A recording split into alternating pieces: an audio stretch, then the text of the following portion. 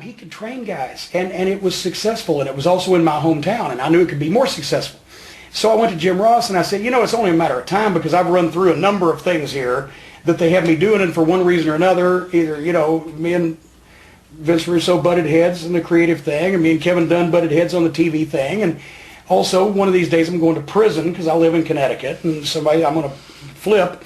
How about if I move back to Louisville and we start an official developmental territory? Because they've been sending guys to Memphis to work for Lawler, to work for Randy Hales, but they were only running 3 shows a week or so in the live TV, and there was no place for guys to go to school there. It wasn't full service. So anyway, I said I would go back to Louisville and work with Danny, and we would contract, because I bought a piece of OVW, quite frankly, because I wanted to promote wrestling in my hometown and live there. And we contracted with the WWE to serve as a developmental program. We would take guys and we would give them experience on live events and on doing television, and also a school where they could actually train. And that way we could restock the shelves, because when the territories went away, the training ground went away, and you had inexperienced talent. Guys were getting hurt. Guys weren't ready for prime time. Whatever the case. Let's start this now, because in 5 years we're really going to need it. That's what I said in 1999. Well, we started it, and with Jim Ross, who understood wrestling and who understood how to relate. I'll tell you a story Bill Watts told me that illustrates how Jim Ross would work with you. Bill Watts said that Vince McMahon Sr., back in the 70s, 80s, if he wanted, let's say, Bill Watts' top heel was Waldo Von Erich. If he wanted Waldo Von Erich, Vince Sr. was going to get Waldo Von Erich, because the Northeast, Madison Square Garden, he could pay guys more money than they would make in most other territories. So if he wanted a guy was going to go. But at the same time, he didn't just rape every territory of talent. Wish his son would have followed suit. What he would do is he'd call Bill Watts. He'd say, Bill, I really need Waldo starting TV on September 20th. Can you make him available for me? Well, of course, Vince, I'd be glad to. Thank you, Bill. I'll give you an extra week of dates on Andre. Andre, right, sure. And then there's a week of sellouts in the territory. So it was, you worked together. Jim Ross understood that we were running our own business, and that we had to sell tickets, and we had to make some money to pay the bills and keep the thing going, so that we could contract to WWEF for this training service and develop these guys.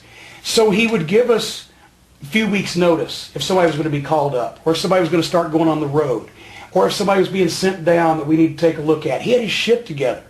It was very easy to book talent with Jim Ross, because if Jim Ross said that somebody was going to be there, they were there. Even if the WWE had to go to expense to get out of something that they had gotten into because they'd promised, they'd given their word. We ran between summer of 2000 and summer of 2001, 3 shows at the Louisville Gardens that drew a combined over 11,000 fans paid and over $150,000 at the gate. We partnered with Clear Channel Radio. We had sponsors.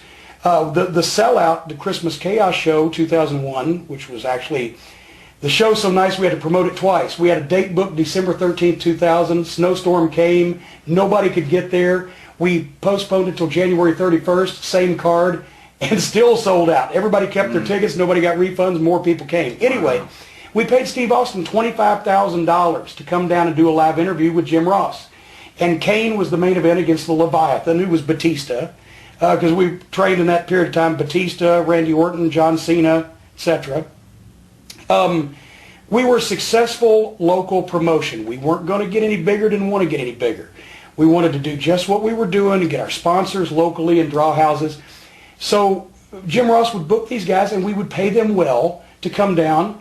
And then also it was a place where Jim Ross could say, you need to lose weight, or you just got out of the hospital from surgery, you need to get back in shape, or you need to get your wind back, or we need to take a look at you. Then they'd come to Louisville and work for us for free, because it was helping OVW, but it was also helping the WWE, and it was helping the guy that came down and did that. And they'd stay on the payroll in Connecticut. They would stay on the payroll. They were paying them, but we paid guys when we featured them and made money off of them, or when we were providing the service that we contracted to with the WWE, they were sent down to work for us, and they were paying them. But we worked together. There was all kinds of different ways you could do things.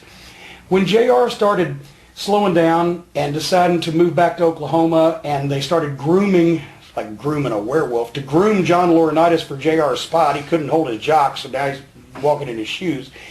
Laurinaitis didn't know what the fuck he was doing. I'm sorry, John, you know you're a complete fucking idiot and you're a liar. You know, he would, then we start, the thing is. Does anyone like him? No, not in the world. No, I haven't met anyone. His own mother slapped the stork that delivered him. They would take guys and they would fire them out from under us. They'd be working for us. We'd have championship belts on them, and one day they wouldn't show up, and we'd get a call from the office. Oh, we had to let them go. Well, are they going to come back to finish up? Oh, no. Once we fire them, we give them their notice. We don't let them work anymore, because if they get hurt, then we got to pay them until they're well, because we can't fire people that are injured. So they wouldn't even give us the call saying, hey, you better, wind so-and-so up, because he might not be around too long. They just fire people, and we'd never see them again. Or they would send guys to us. They'd call us up on Tuesday. Yeah, we're sending so-and-so tomorrow for television. We need you to use them on TV. I can't. TV's written. Well, stick them in. I can't stick them in. I've had the fucking show written. I do this myself. What do you think? We got a fucking crew down here that re-racks all this shit on spur of the moment notice? Why didn't you call me 2 weeks ago? They didn't know 2 weeks ago because they didn't have their shit together.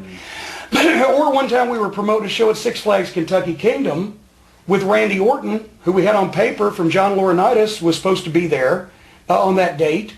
And Tommy Dreamer calls us and says, well, he ain't going to be there. He bought a non-refundable vacation for his family. Well, why did he do that? Well, I don't think John ever told him. Then Laurinaitis says, oh, no, it was Dreamer. Dreamer didn't tell him. And Dreamer says, no, that's bullshit. Laurinaitis is the one that was supposed to tell him, because Laurinaitis is the head of this fucking bowl of fruits and nuts. You didn't know who to believe. You just pretty well knew not to believe John Laurinaitis. And I'll tell you a story. One time, Doug Basham. Here's another guy that they fucked and mind raped and ran out of the business that could have been a great talent. He looked great. His physique was tremendous. He was an old-time worker. He could talk. He was really getting it. He had 7 years experience in the business. I'm using him as my top heel. Danny Davis's nephew. And so he was Danny's first student, and Danny had really taken care. I'm not saying nepotism. I'm saying Danny really took care training him because he was family, and he was good. He was real good. He's my top heel. He's got long hair, and he's cocky, and he's wearing the black leather pants. He's ripped, and he's great, right? He walks in TV one night. He's bald-headed. He looked like a 40-year-old truck driver. I said, well, what the fuck did you do? He said, well, I was at, they had me come to Raw, and Creative wanted to see what I looked like bald. I said, they can't just fucking pretend. So I get on the phone, I call Laurinaitis. For his voicemail, it's John Laurinaitis, it's Jim Cornette. My top heel just walked into fucking television, looks like a 40-year-old truck driver. Would you please tell this alleged creative team that if they can't fucking pretend or imagine what a guy looks like bald, give me 2 weeks notice, I'll book him in a hair match, I'll shave it, and I'll sell some tickets. Thank you, fuck you, bye. Boom. It was constant. It was, they slapped us in the face. They disrespected us. We had trained close to 100 people who made the full-time roster, guys and girls to some extent, either started in OVW, were signed, we found them and then they signed them after we trained them, or they were signed by WWF and sent down there and we trained them, or they were already in the business but they spent some time getting polished before they went there. No other developmental program that they ever had lasted a year. No other developmental program they ever had did anything but leech off I tell a lie. Leech, except for Les Thatcher in Cincinnati. Everybody else leeched off of them, took their money, never made any money of their own, never had a real promotion Pinocchio, and never produced any talent. But yet there we were, and they're going, they used us like a storage closet. They sent us rings we didn't ask for because they wanted us to have WWF rings, including the WWF ropes, which are real ropes. We said, no, somebody's going to get hurt. We use cables because we use the ring in the gym every day. We'll send you extra ropes. So immediately, within 2 weeks, I think it was Mark Henry. Of course, he's so heavy. He hits the ropes, they break, he hurts himself. 3 guys got hurt on the WWF equipment that they had to have because we couldn't just use cables instead of ropes. They were telling us what brand of Snapple to sell in the concession stand. Oh, don't do business with this guy. We're mad at him. Well, I'm not. He wants to give me money. That don't make me mad. Well, don't do business with him. Are you going to give me the money he was? Oh, we can't do that. He asked for more money, they'd squeal like a pig under a gate. So you were just people think, wait a minute, hold on. God damn it, go ahead. People think that the WWE owned OVW or started OVW or purchased OVW or paid all our bills. I figured it out one time.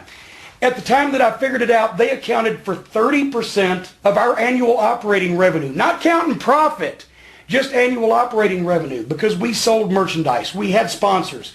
We ran 120 live events in the course of 1 year. Not in front of tons of people, some of them, but counting the church gyms and the flea markets, we had our guys out in front of people. We ran the Louisville Gardens, we ran Six Flags Kentucky Kingdom, we ran St. Teresa's Gym in front of 62 people. But we were running the shows. We had a television show that was not bumped, preempted, or fucked with by our full cable coverage broadcast affiliate CW network station in Louisville from May 2000 to May 2008. Saturday night at 11 p.m., never been touched. We were doing 2-hour primetime specials on Saturday night leading up to our Louisville Gardens events or for our anniversary shows. We had a real company, and we wanted some respect. Give us notice when you're taking somebody, give us notice when you're sending somebody, and leave us the fuck alone to what kind of equipment we want to use, because obviously we're doing a good job. And John Laurinaitis is a fucking moron, and he couldn't leave well enough alone. And for the last year that I had a relationship with him, like this, I'd call up and yell. He'd call up, Jim, you can't do that. It's a publicly traded company. My response would be, we're not even a privately traded company. We're trying to make some money down here. Leave us fuck alone. I yelled at the guy and called him a stupid son of a bitch because he's fucking with my business. Well, you hurt his feelings. He shouldn't have such soft fucking feelings. He's in the wrestling business. And on it went. Until finally, boom, boom, boom, we agreed not to speak to each other anymore, ever, for the rest of our lives.